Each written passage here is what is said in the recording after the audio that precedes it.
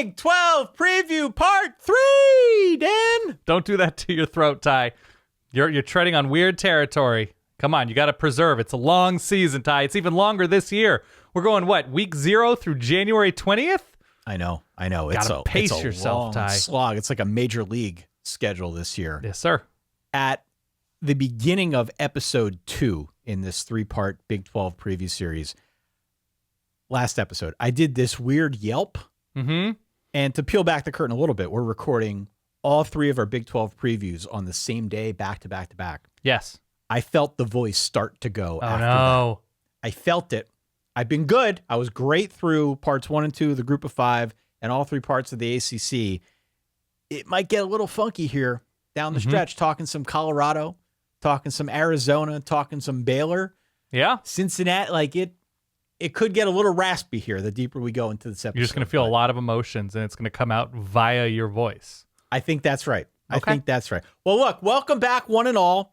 Hopefully you had the opportunity to listen to parts 1 and 2. If you haven't, go back and do so now. You've got time. You got like a month until the season. You can imbibe at your will. But we are doing 3 parts for all of the power conferences. We still also have to talk about Notre Dame and Washington State and Oregon State and, of course, UMass. We don't have to, but I think we'd like to. Okay, fair. Hey, sorry for the quick interruption, but it'd be incredible if you considered subscribing to the Solid Verbal YouTube channel right down below. We will get into all of that the deeper we progress into the good month of August. But as for today, it is part 3. We're going to be talking about Kansas, Arizona, and Iowa State, West Virginia, Baylor, Colorado, TCU, and Cincinnati. Yeah.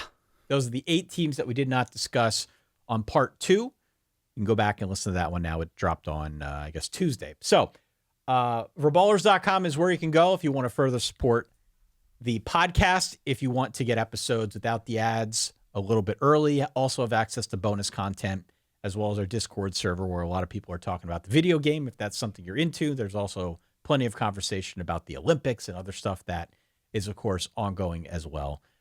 If nothing more, hit follow, hit subscribe if you like the show. Tell your friends about the show. We are really ratcheting up what we're doing here now over the next month and a half or so. So we'd love to have you with us in our trusted Verballerhood. And, of course, if you catch anything, if you have more to add on any of these previews, it's solidverbal@gmail.com. That's where you can always find us, in addition to social media. Yeah. As well. Okay. You know the deal. We've got this sound. I don't like you because you're dangerous. That's right. I am dangerous. The Big 12. Ooh. We're talking through why teams are dangerous, why they might be in danger. We put together that sound to make you feel a little bit dangerous, Dan, which I think it accomplishes that. It makes me feel dangerous every time I play it. Where do you want to start? Let's start with Kansas. How about that? Kansas. You had both teams in the state of Kansas, did you not? I did. I do. I'd love to start with Rock Chalk Jayhawk. Yeah, continue. Kansas is like everybody's darling in these parts because they were a doormat for years. And then Lance Leipold took over, and now last year they were a 9-win team. They went 9-4. They won the bowl game over UNLV. The point of contention that I called out in part 1 and a little bit in part 2, Jason Bean is gone. He was the insurance policy behind Jalon Daniels, who is often injured. B, it's a new coordinator, Jeff Grimes, stepping in for Andy Kotelnicki, who left to go to Penn State. Yep. There's also some turnover along the line. C, the front 7 is relatively new. Yeah. And D, for whatever it's worth to you, they're renovating their stadium. So they don't have a true home game. They're going to be playing some of their games at Children's Mercy Park, and then the rest of them at Arrowhead Stadium. So there's a couple things, some headwinds, let's say, working against Kansas and Lance Leipold now in this season, but still, you were pretty high on them, and you'd still put them in your contender tier. Why? Yes. Why? Sometimes you got to take swings, Ty. Okay. Sometimes you just have to take swings. And the universe has not been kind to Jalon Daniels, and I think it's going to even out. I hope it's going to even out. So maybe this is wish casting, but the fact that he will have Devin Neal next to him, The fact that his receivers are back and good, the receivers that he does have back are good. The fact that the corners on the other side of the ball should do a lot of erasing of the conference's better receivers. I do like the corner experience, even if the front had given up way too much on the ground. They went to the portal. You're giving me not the combination of quarterback and defense, but you're giving me the combination of quarterback and coach, hopefully. So every year in every conference, there's a team that makes a jump, that takes that leap from awful to surprisingly decent, from decent to really good, or from not so good to legit dangerous. And I think Kansas, if it all works out, can be that team, especially with how competitive. We mentioned this in part one. Like, they were competitive with Cole Ballard, their third string quarterback last year, losing by very slim margins, winnable games that if it were Jason Bean or Jalon Daniels, they win. So there is something about Kansas not being fully represented by last year's record and results. And I am just this deep into Lance Leipold's tenure. Of course, he starts in a year zero situation when Les Miles is let go late in the process. That more and more he has identified the types of players he wants recruiting and in the portal, the system he likes. Adding a new offensive coordinator for sure is a wrinkle to the turnover and attrition involved anytime you have a growing program. But in a conference this wide open, I don't know. I feel like somebody's going to draft off of the opportunity truck. And not having Texas, not having Oklahoma, who Kansas beat last year, I just think there is leap opportunity for a team who, if they have their quarterback healthy, might have the best quarterback in the conference. And that to me goes a long way. And so I have Kansas as a contender. I don't have them in the championship game, but I have them winning a bunch of games this year. And I know the schedule's tricky, and I know the wrinkle, again, I use that word once again, of playing not in Lawrence, but in KC, good and bad. They have Illinois on the road early, who they dealt with really well and turned Luke Altmaier and the Illini over a bunch last year. UNLV, tough team, ended up in the Mountain West Championship game.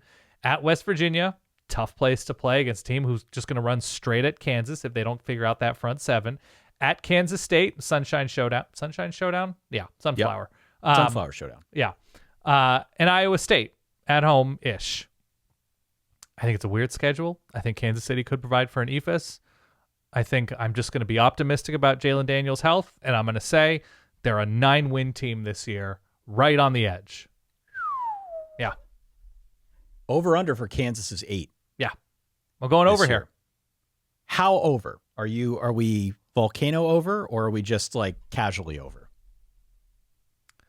Oh, casual. Casual okay. Just because of the health thing, and we'll see on the front on the defense. But upside-wise, I'm in on 9 wins. Upside. I think there's a lot of change. I like the program. I like the program for as long as Lance Leipold is there. Yeah. It's hard not to. So to that end, yeah, I think I'm with you, but I don't think I'd touch the over-under. It feels like there's too much new, and I'm with you. I'm really skeeved out by the fact that Jason Bean is gone. And they don't have two good quarterbacks? Nobody has two good quarterbacks, really. There's like 3 Well, they did last year. They did last year. It was an accident.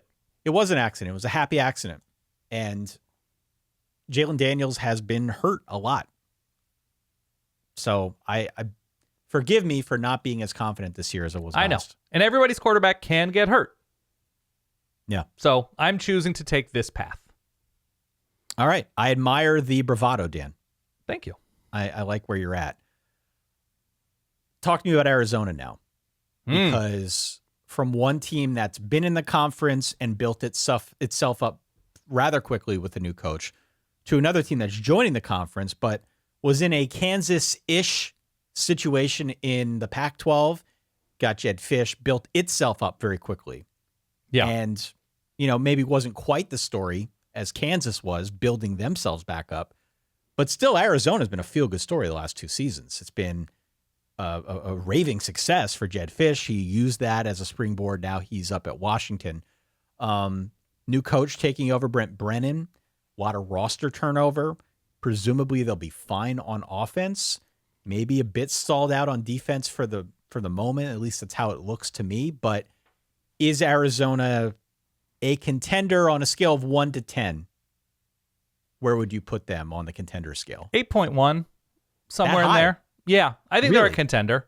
Look, this is what they lose. They lose key dudes up front. They lose a starting left tackle. He's Jordan Morgan, first-round pick. So sure, not insignificant losses.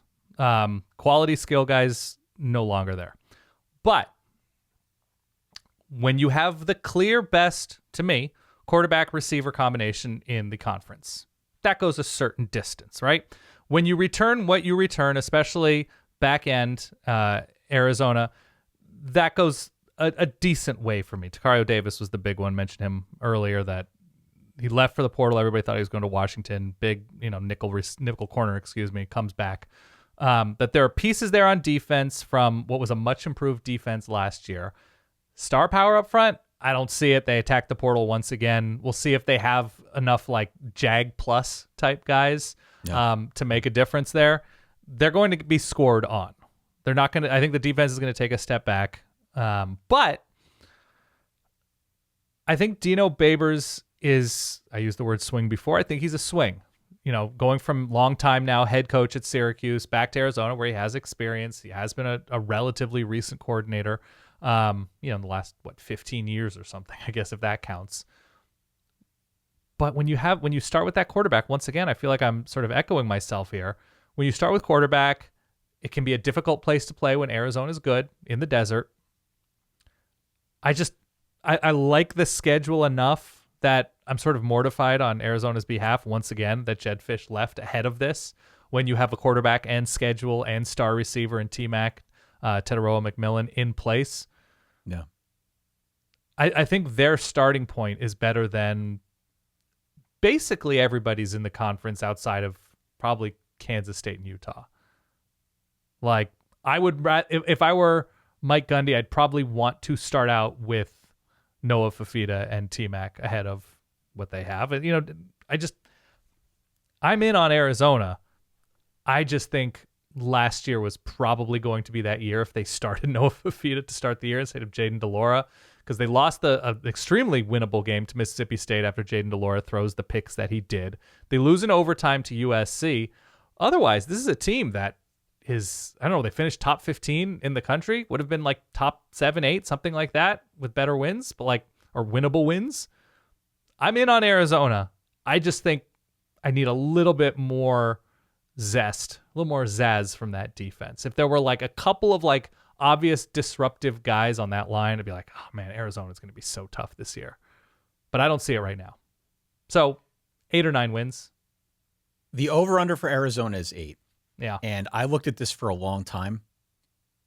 It's a schedule that has both Kansas State and Utah on the road before the end of September. But a bye between them, right? A bye between. The rest is workable. Yeah. There are landmines like Texas Tech and West Virginia and UCLA. Like, we can debate how much of a landmine any of at those teams TCU are. and a look-ahead spot ahead of the rivalry against ASU, yeah. There are landmines, but I'm going to go over. I'm going to put it in Tetairoa, our model volcano, here in a second, mainly because I don't think they're losing 5 games.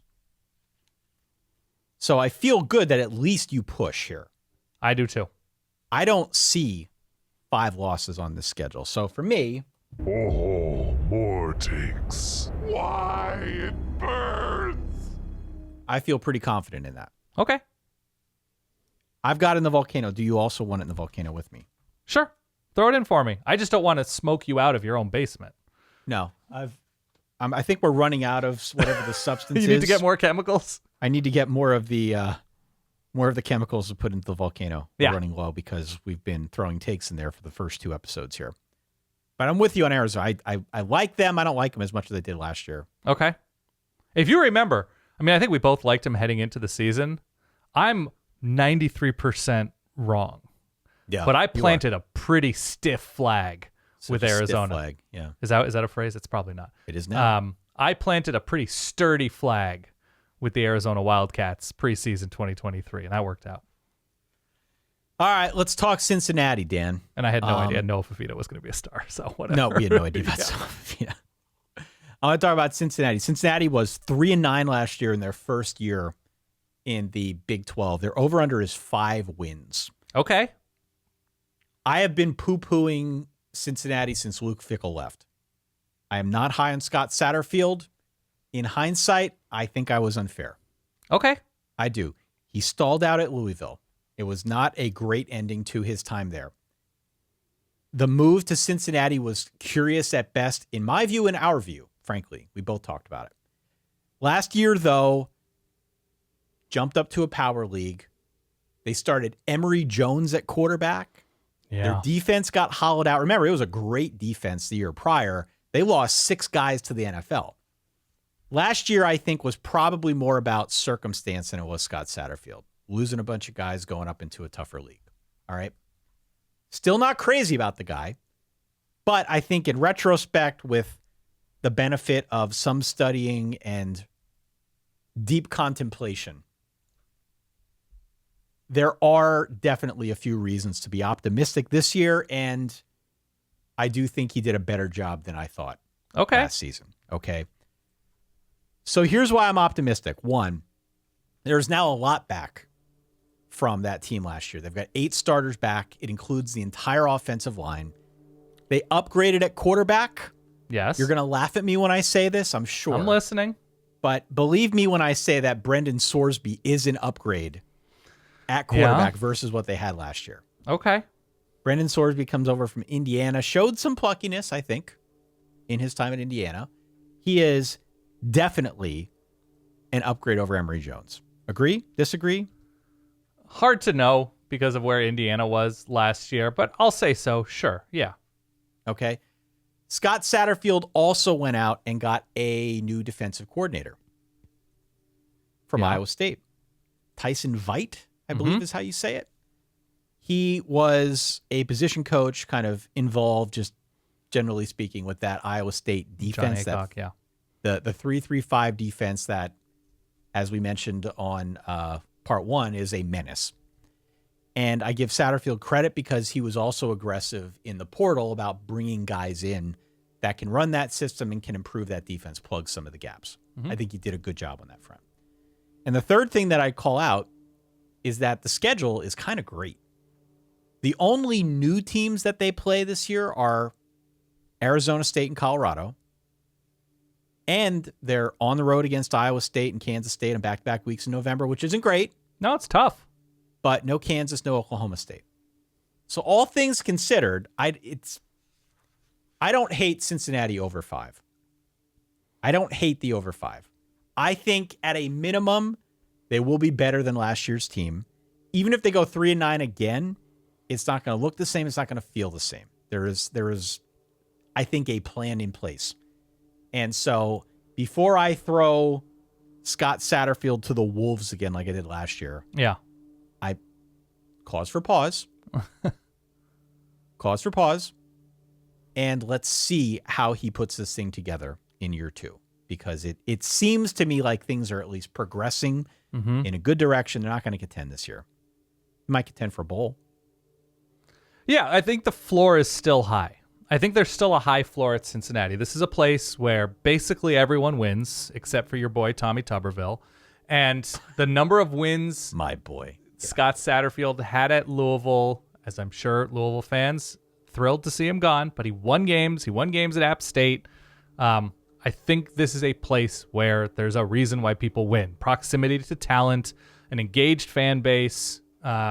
You can recruit out of the portal really well. Again, guys coming back home. There's a lot of Ohio talent and proximity to Kentucky. Like, there's just available guys.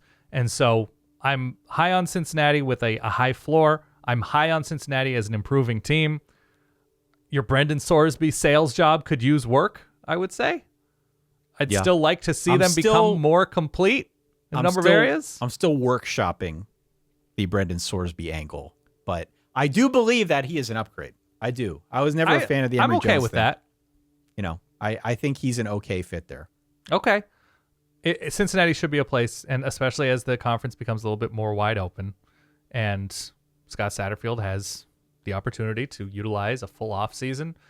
I think they're going to be better this year. I absolutely think they're going to be better this year, especially given that their schedule is not crazy. I am optimistic. Do they have anybody early? Towson, Pitt, Miami of Ohio? That's fine. I mean, I think it's not like the easiest schedule in the Big 12 or anything. There's some heavy hitters on it, but I think generally speaking, it's not like a murderer's row. No, they've got a bye between Texas Tech and UCF. Okay. It's workable. I like this schedule fine. Yeah, it's fine. Yeah. Okay. Next up, let's talk, Daniel. Anybody you want. Colorado Buffaloes. Ooh, okay. Colorado Buffaloes. You know that there are people out there listening, waiting with bated breath for what you are going to say about Colorado. 3.5 people. Here we go. Yeah. No. It's many more than that, and you know it. Yeah. Arguably the most interesting program in college football. It is certainly among the most polarizing in college football because of how Deion is building this roster. It is a different approach. It has, I think, offered commentary or received commentary from all corners of the internet. It's different, but it's not that different. It's not different. Here is what I'd like to do, okay? Yeah.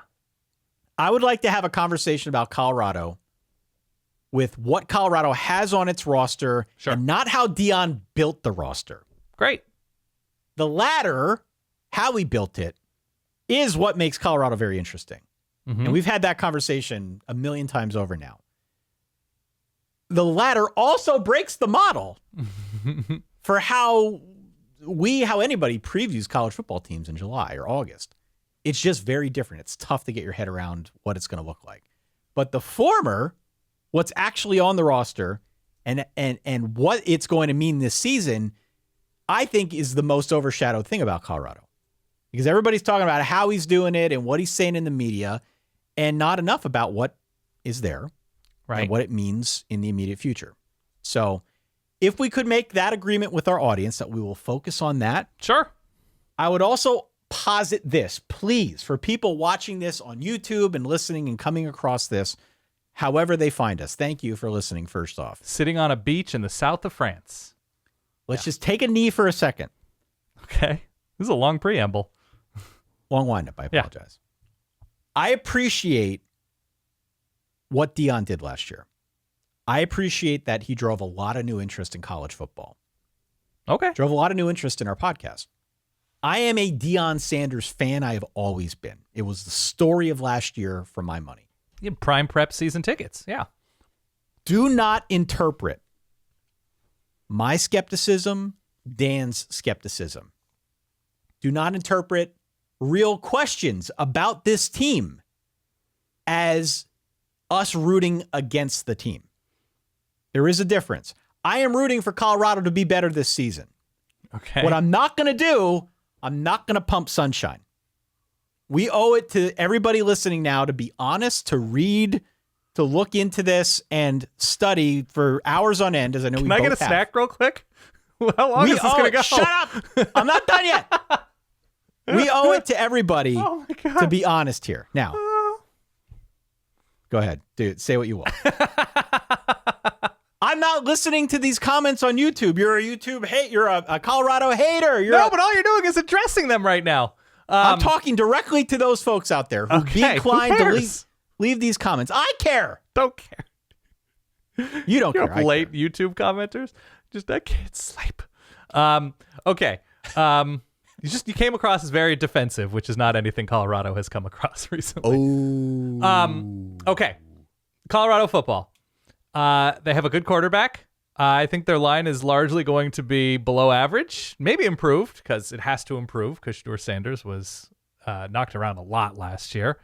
I still think they're relatively thin everywhere on the field. They might have the best overall athlete in the sport in Travis Hunter, who I don't know how much receiver he's going to play this year. Hopefully some, because he can be quite electric.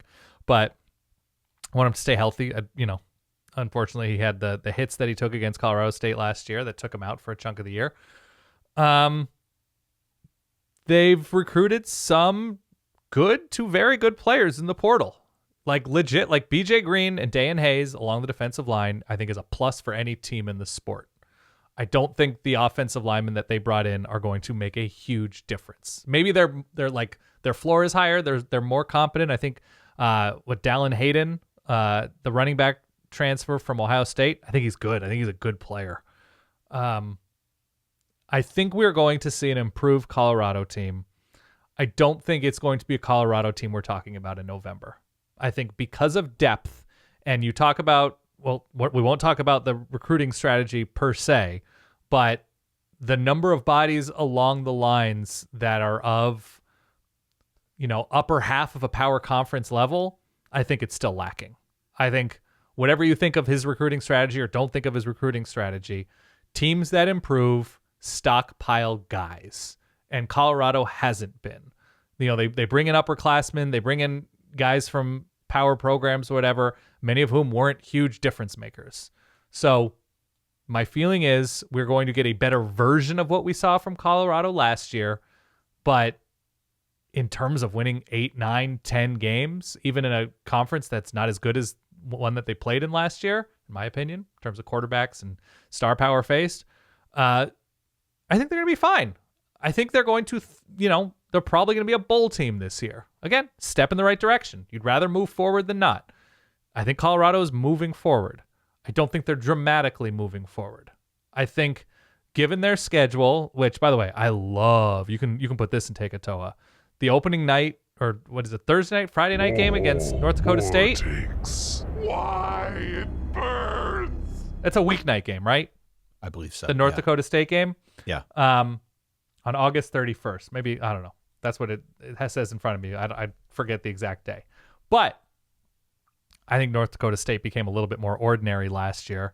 And to get single digits when Colorado should be as healthy as they're going to be all season long and are going to treat that game like it's a huge, huge deal given so many eyeballs are going to be on Colorado early, I think they're going to win that game by, 3 touchdowns. So you're heavy on Colorado minus what, 8.5, something like that. Yeah, whatever it is against North Dakota State. Yes. I like that. So I think their schedule is such, like, okay, in front of me right now, it's at Nebraska the week after that. I think that's going to be very challenging because Nebraska will have a little bit of time with Dylan Raiola to sort of figure things out. I think the defense, once again, should be good for Nebraska. But Colorado blew them out last year. Different quarterback, different situation, but that game got away from Nebraska quickly. If the Huskers don't turn the ball over, I think they're going to be in good shape in that one. At UCF, tricky, but they can run right at UCF. We'll see if they're improved by then. They have a bye before Kansas State, which is at home, advantageous. They're at Arizona. We'll see what Arizona's defense looks like by then. I'm not crazy high on Texas Tech, which is on the road, ahead of Utah, which will be very challenging. Kansas, I think, will be a challenge, but again, you might be able to run right at Kansas and Oklahoma State. I think the best of Colorado is a team that can win a bunch of these games. My problem is I still think they're very thin. They might be starting a true freshman at left tackle. I just think there are too many spots where you can take advantage of Colorado on both sides of the ball. I think their linebackers are just okay. There are a couple of, Travis Hunter is obviously more than just a guy in the secondary. He's very, very good as a corner, but there are just too many soft spots on this Colorado roster still, to me, that if Shedeur Sanders goes down, the offense is completely done. I don't think they have a capable backup. And it's fine. You can say that about a ton of teams, right? That if the starting quarterback goes down. But if you say that about Kansas, you can still run it with Devin Neal, right? I still think the line's going to be fine. I still trust Lance Leipold and Jeff Grimes to cobble together a new plan. Do I trust Pat Shurmur? Not necessarily. I would not be super excited if Pat Shurmur were Oregon's offensive coordinator. So I'm in on Colorado improvement. I'm in on Colorado interesting. I'm out on Colorado as anything more than a first half threat. Okay. I just don't think they're built for it. I think that's what you trade in. Sorry, no roster talk, no roster building conversation. But the reality of their roster is I still think it's surface level. And, if an outside linebacker gets hurt, teams are going to go straight at that guy, right? Yeah. If they're starting a backup left guard, he is going to be pummeled on a weekly basis. And I don't think they have it. I worry because the line's completely new. Yeah. I worry about depth. The unquestioned strength of the team is the passing game with Shedeur Sanders, and they've got a talented stable of wide receivers. With, of course, led by Travis Hunter to whatever end he plays receiver. Yeah, but Jimmy Horn. Also Jimmy Horn, LeJonte Wester. Excuse me, I almost said Webster. Wester, who comes over from Florida Atlantic. Will Shepard, who comes with a big transfer from Vandy. Yeah, no, I think skill position-wise, they're in a really good place. They're in a really good spot there. But and the defense, the defense I do think should be better. Yeah. And I can see a bowl, but it is, I think, a trickier schedule for a team with line questions and so much new on defense. I don't know. The season comes down to games at Nebraska and Colorado State and UCF and Texas Tech and at home against Baylor and Cincy and North Dakota State in week 1. There's a lot of wiggle room in there. They were 4-8 a year ago. Vegas has the over-under at 5.5. I'd be inclined to go over. I'm not betting that. You said 5.5? 5.5. I'm rooting for it. I'm not betting it. Too much variability here. Yeah, so there's a universe in which they start off super hot, right? All these games are vaguely winnable. They should be able to win at Colorado State. It's sort of a toss-up to me, Nebraska. They should be able to beat North Dakota State. Baylor is at home. At UCF, I think is going to be tricky, but starting out the season like 4-1 is not crazy. Okay. Let's go to my favorite team. Okay. Iowa State. Iowa State, 7-6 last year. They lost to Memphis in the Liberty Bowl. I think, as I said back in part 1, that Iowa State is extremely easy to overlook this year because not the sexiest, not the biggest team in the news, not the biggest headline even in their own conference. Who is the Probably sexiest? Colorado. Okay. Probably Colorado. I think Iowa State is dangerous because Matt Campbell's got pretty much the whole team back. Thank you. Yep. Kenny Loggins. Got off to a rocky start last year, grew into itself as the year went on. Rocco Becht was originally not going to be the starter, but he ended up as the Big 12 Freshman of the Year. Also, Abu Sama exploded for I really liked him. Yeah. 276 yards in Farmageddon in the Snow Bowl. Mm-hmm. Slated again to be the top back this year. Everyone is back but the tight end on offense. The other note on Rocco Becht. I went through the annals of college football over at Sports Reference. I don't believe it's all inclusive. I think it's just mostly the modern history of the sport. But certainly most of the modern guys are in there since like the 70s. There are 13 players in that database with the first name of Rocco. And he is already the best one. You're saying best Rocco ever? Best Rocco ever. You've heard of the GOAT, Dan? Safredi? I would like to say that Rocco Becht is the boar. Okay. Rocco Becht is the boar. He's the best of all Roccos. The best of all Roccos. Not the GOAT. He is the boar. I want to see the boar emoji out there online. Is there a boar? Like I just pig, or is there actually like a wild? Oh, no. hog? No, there's a boar. There is a boar. I want to see that next to Rocco Becht. Who is the second best? Oh, I don't know. Okay. There was a Rocco Spindler or something for Notre Dame. None of the Roccos have been of much consequence. There have been guys whose last name have been Rocco, but not first. There have been Rockies, but Rocco. Rocco Becht is officially the boar. Okay, well, Ty, not so fast. Okay? There is a Colorado State linebacker named Rocco Schramm. Scram, if I've pronounced it incorrectly. Rocco Schramm, in 2023, and I quote, redshirt freshman season, did not see any action. So, I don't know. Big mystery at Colorado State. Continue. At a minimum, he is the current boar. Current boar. Yeah. I kind of like that they had a quarterback between, but to go from Brock to Rock, it's pretty good. It's not bad. Originally, I called him the Gore. The greatest of all Roccos. Boar is better. And Solid Wife Kate said, why don't you go boar? Yeah. You got to come up with a different animal. So he's the boar. Okay. Rocco Becht. But no Nate Shieldhouse.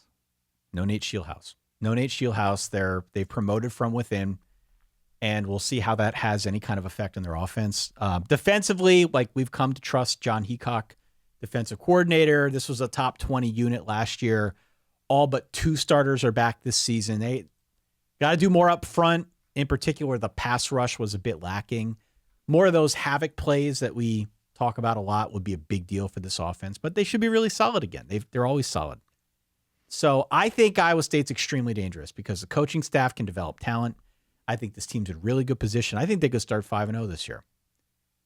Okay. Where the danger comes into play is if they can't get more out of the running game. Or if there are hiccups like with the coordinator change. Taylor Mouser is the guy who was promoted from being tight end coach to taking over for Nate Shieldhouse. Yeah. Also in November, I think November gets really tricky. If you look at the schedule, they got the Cyhawk game in September, but that's obviously a non-con game. But there's road game at West Virginia, home game against UCF. After their second bye, it's Texas Tech, at Kansas, home against Cincinnati, at Utah, close out at home against K-State, which is tricky. That the whole having Utah and K-State there, it's a tough schedule to me. But maybe not tough, but it's a challenging schedule. I like that receiving duo a lot. Higgins and Knoll? Yeah. That's Believe good. in the boar. Believe in the boar. The Beck Duvall Roccos? Could do that too if you want. That's fine. Whatever. Believe in the boar. Okay. He is the boar. Over under 7.5. I don't know how I feel about it. I like Iowa State a lot. I can see why you would go under because the schedule does get tricky the later you go. Mm-hmm. But I think they took their lumps early part of last year. They grew because of it. And now they are a legit contender in this conference. They really are. I like them. I don't think anybody wants a part of Iowa State. I think they're one of the 3 most complete teams in the conference. If they're able to generate those big plays once again, and Abu Sama would average 7 yards a carry. So now that he's the guy, if they're building the running game out of him, it should be better. It should absolutely be better because it was sort of an all or nothing, right? Running game last year.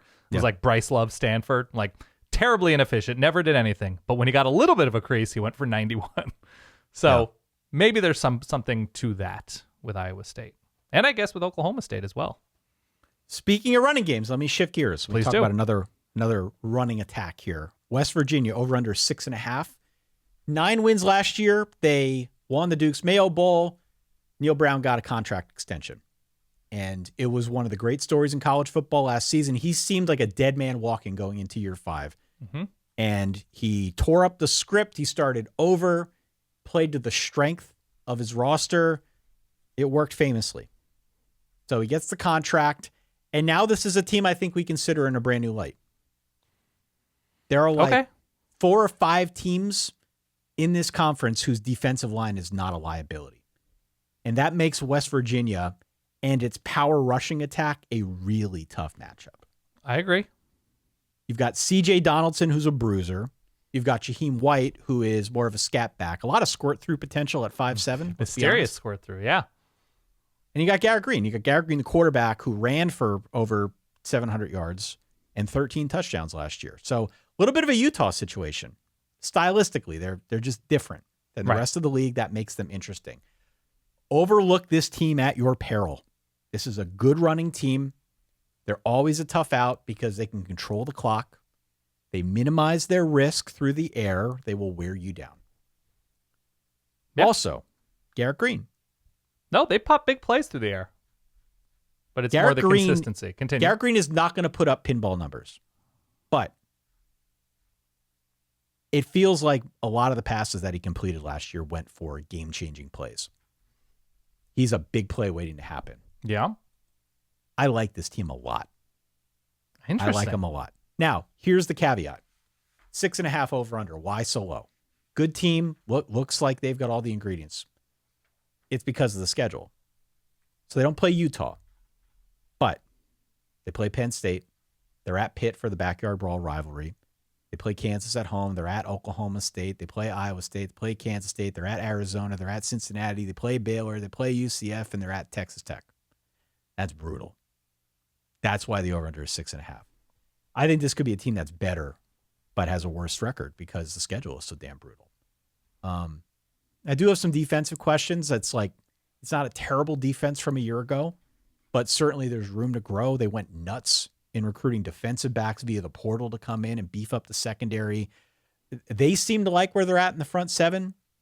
If they can improve one thing, Dan, I'd like to see him play better defense on first and second down because the number that jumped off the page to me was 70% of the time last season, West Virginia's opponents were getting a first down on first or second down. It wasn't a bad third down defense. It was a bad defense at getting to third down. Right.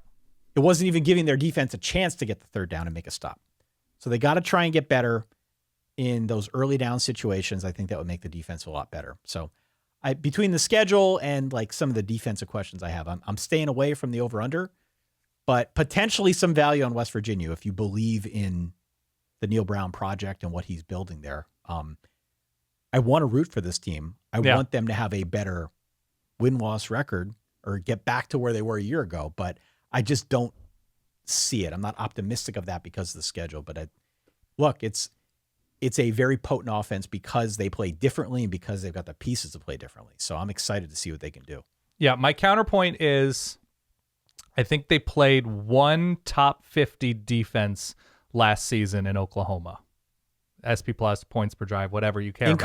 In conference, yeah. They opened with Penn State, who had a top defense. But it's especially starting, so they beat TCU 54, Texas Tech 50, Houston 102, Oklahoma State 69, nice, UCF 53, BYU 94, Oklahoma's the top 50, Cincy 83, Baylor 103, North Carolina 78. Good teams take advantage of susceptible teams, vulnerable teams. That's what West Virginia did last year. I just think it's your Ashanti thing. Like, how much do you trust West Virginia's step forward last year having to do with West Virginia specifically? I trust some of the offensive skill. I trust the ability to close out tough games. But also, if some of these defenses are improved this year, does West Virginia regress a little bit? That's all. I trust it insofar as it was the plan last year.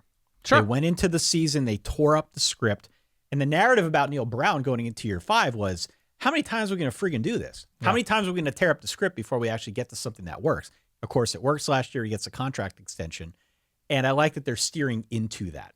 Yeah. Like, they found something that worked for them. They established an identity. They built the whole plane out of it, and it worked to 9 wins and a bowl win. Yeah. So I like that it feels directionally like it's going somewhere. And like they can build on last season, but the schedule, some of the defensive questions that I mentioned, I don't think they're getting back to 9 wins. They could go over 6.5, but getting back to 9 to me feels like a bit of a stretch. Maybe CJ Donaldson, another few months, another year removed from that big injury from a couple of years ago. He didn't flash in the way that I think a lot of us expected him to last year. Maybe there were some lingering effects there. They've got a really killer backfield. Okay. TCU, Dan, 5-7 last year in their follow-up campaign after making it to the national championship against Georgia. Yeah. Over under 7.5. A lot back, tough schedule. How optimistic should we be? Why is TCU dangerous this year? Is TCU more dangerous this year? Maybe. Okay. So I think their defense is at least mysterious enough that dangerous is a possibility, right? That they brought in the transfers that they bring in, hopefully to shore up the pass rush. Eric McAllister comes in, if you remember, leaves Boise in late October, early November, decided to enter the portal with by far Boise's best receiver last year. So he's a big weapon for Josh Hoover and the offense. They're going to throw the ball. Obviously, it's a Sonny Dykes team. We'll see. It's one of those things. TCU should be better because there was just going to be a fall off from what they lost year to year. The degree to which Max Duggan carried TCU a couple of years ago, that anything short and wasn't going to happen with Chandler Morris. Josh Hoover had moments. He was able to throw in the Texas secondary. Like he put them in position to win multiple times, and so that's something. I just think if you're TCU and you have grand designs of being in that, at least the top group, right? There's no reason TCU, the best of TCU, shouldn't be in that contender conversation. And they're not. They're just not right now because of the depths to which that defense fell. And the defense improved over the course of 2022 when they made their run. They were able to adjust. They were able to get a lot of speed in interesting places and fell off a cliff last year. So I think it's fair to assume they're going to be better. It's fair to assume that Andy Avalos will get creative with this defense. I think the big thing is if they can run the ball next year. Like that was kind of the secret sauce a couple years ago, how they were able to run the ball, 2-3 quality backs. If they're able to control the ball, keep the defense off the field a little bit, because they're not particularly deep, I think the back half of that defense should be good, but up front is still a mystery. I think TCU is like the quintessential Big 12 wild card right now because of an ability to pass the ball, maybe a mysteriously good defense, but you're going to need to see a lot of evidence these first 5-6 weeks before you fully believe into the changes TCU has instituted. They open at Stanford. Look, there's a lot of like opportunities on this schedule for TCU in terms of the defenses they faced. They're at Stanford, UCF, at SMU in the Skillet game, who I think the defense is a little overrated. I know you have your Mustang goggles on. In Kansas City against Kansas, I think it's going to be very difficult. And then they have a stretch at the end. Again, like I don't know what these defenses are going to hold. At Utah, should be good. Texas Tech should be fine. At Baylor, probably improved. Oklahoma State, probably okay. And they have a bye before Arizona. Like, it's a tough stretch, but I think there's an element to TCU that they could be the team others worry about by then. So I'm buying TCU improvement. I'm not buying dramatic TCU improvement. Is Josh Hoover a backup quality quarterback? Yeah, I think so. I think TCU is another one of those schools. When you look at the quarterbacks that they've had, I think Josh Hoover's better than Baron Morton, but they're another one of those schools, all due respect to the Boar, Rocco Becht. I just think there are a lot of I think Josh Hoover would be like a really interesting LSU backup. Okay. And I don't know. I'm not there with him. Happy to be wrong, but I think there's a very specific ceiling to the Frogs this year at 7 wins. Okay. I don't have much more to add. I feel similarly. I think they'll be better. And I think there's a reason that the over-under has gone up at 7.5. Or I should say up from their 5 wins last season. Right. The degree to which, though, they're actually improved, I think, is kind of the open question. Yeah. I don't know. JP Richardson's good. I think they got better from a roster standpoint. I think with what's coming in, it's better, but not dramatically so, I think is the right approach. Right. Okay. To round this out, let's close out all things Big 12 by talking about the Baylor Bears. Okay. Baylor was 3-9 last year. It was really bad. Really bad. The 97th best team in the country per the SP Plus, 78th on offense, 103rd on defense. Goes without saying, some things were broken. Yeah. And then there are other things that just didn't make sense. So, for example, the offensive line. The offensive line replaced a lot from 2022. They were very young last year. That shows up in the stats. If you're bad along the line, it's tough to get consistent quarterback play. It's hard to build a running game. They were 117th in the nation with just 3.3 yards per carry. Also, Phil Steele, who gave me some of the wrong information, which I won't hold it against him, on Thomas Castellanos. Yeah. Love Phil. He's been on the show. 7'3", 380. Phil Steele, in his preview this year, asked Dave Aranda, hey, why didn't Richard Reese get the ball more? Richard Reese in 2022 was Big 12 Freshman of the Year, I want to say. Dave Aranda said, well, the offense didn't really fit him. Which is kind of a giant shrug, isn't it? To have that guy and then just not utilize him, but okay, whatever. We've arrived at now this new inflection point for Dave Aranda where he is forced to make big changes again, just like he was after his first year. So for one, Jeff Grimes is gone. Baylor was extremely young last season, basically brings back its entire team. So what do? Now he's gone out, he's hired Jake Spavital. New offensive coordinator comes down from Cal. He is switching to the spread offense with tempo and an inside zone running scheme, which should work better for the personnel. Okay. His system is also the main reason why they were able to get DeQuan Finn. DeQuan Finn cited specifically the SPAV spread system as his reason for going to Baylor. Toledo transfer. Yeah. Toledo transfer, who we love. We've loved for a while. I'm excited to see what he can do at a bigger place. The inside zone should work better with Richard Reese. I think it's a more favorable system for him. The receiver room is pretty deep. I'm extremely optimistic that the offense is going to improve very quickly. Spavital has a good track record for that. It is dependent on line play, though. They were bad along the lines last year, so they need to get better along the lines in order to really unlock this thing and make it better. But inevitably, because of the SPAV system, you will see some numbers get goosed. It's just the way he works. The other big change is that Dave Aranda is going to be taking over play calling on the defense. It is his specialty. Ironically, it is the thing I'm also most concerned about this season because there's a fair amount that is gone, like TJ Franklin and Gabe Hall and Matt Jones. There's also a lot back, and they did do pretty well plugging in the gaps via the portal. They score really well on the returning production gauge. I just don't know how much I should really trust that. 126th nationally in points per drive allowed. Yeah. Continue. That's what I'm talking about, Yeah. right? So it's like a lot back, but is that a good thing? Right. I'll get back to you.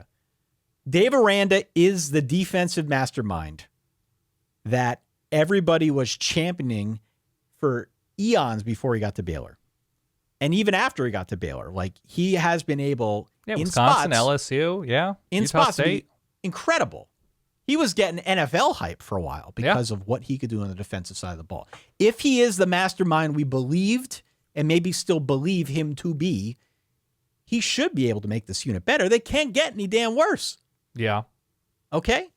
So some things in conflict there. I like Aranda calling the plays. I have faith in him. He's made big changes once. Hopefully he can make them again and make this team better. That said, I hate Baylor's schedule. It sucks. Road games at Utah, Colorado, Iowa State, Texas Tech, West Virginia, and Houston. And Air Force is a Baylor home sandwich game. That they the could lose. Baylor-Utah game is not a conference game, right? I believe. I don't believe so. I think it was a pre-scheduled home and home that they're counting as non-conference. Right. But even still, it's still a hard game. Right. Oh, I agree. Air Force is a sandwich game. BYU is a sandwich game. They've also got Oklahoma State at home. They close out the year with Kansas at home. Who put this together? Why is this a schedule that exists? That's tough, man. It's brutal. The over-under's 5.5. I wouldn't touch it with a 10-foot pole. I could see them getting there. I think they should improve, if only because they were so young last season. Here is a crazy stat from our friend Brett Cianca over at Pick 6 Previews. Okay. Baylor freshmen last year played over 4,500 snaps, which is more than 1,000 above the next highest in the Big 12. Jeez. So they were extraordinarily young. That's a lot of snaps by underclassmen, freshmen no less. That means you whiffed on a lot recruiting if you're playing the many I freshmen. guess. Yeah. I guess. I don't know how you interpret that. That's not a good thing. Eye-popping stat that Brett pulled out. Yeah. If things do not improve, Aranda's gone. He'll be somebody else's defensive coordinator next season. So he's on a short leash. We're in the playoff era, the expanded playoff era now. Baylor built a new stadium. They're in Texas. Proximity to talent. They fashioned themselves as a contender in this conference, if not for the playoff. You got to get better. If there is not market improvement, sayonara. Aranda's out of there. Sure. So that's where I'm at. It's a little bit of a push-pull. Should be better. The schedule could make it worse. A lot rides on this defense and Aranda's ability to coach it up. And you think Tarleton's going to be a big threat. You said you have a positional breakdown. Yeah, no. That'll be part 6 of the part 6. Part 4 of the preview. No, let's call it part 6. I think Baylor's going to be improved. I think they can go to a bowl game. I think 6-6 is reasonable. It's just, you're right. Tough schedule. The schedule sucks. It's horrible. Yeah. Who did this to them? It's the Utah thing. They do the home and home with Utah, and so that is just part of their non-conference schedule, even though they're in the same conference. Interpol is after the guy who made this schedule. Yeah. Brutal. They return a lot, though. They do. Like Monterey Baldwin flashed a couple of years ago. You mentioned Richard Reese. Like, there are enough pieces here. There are. I don't know. There are. And if DeQuan Finn pops in this system, Sure.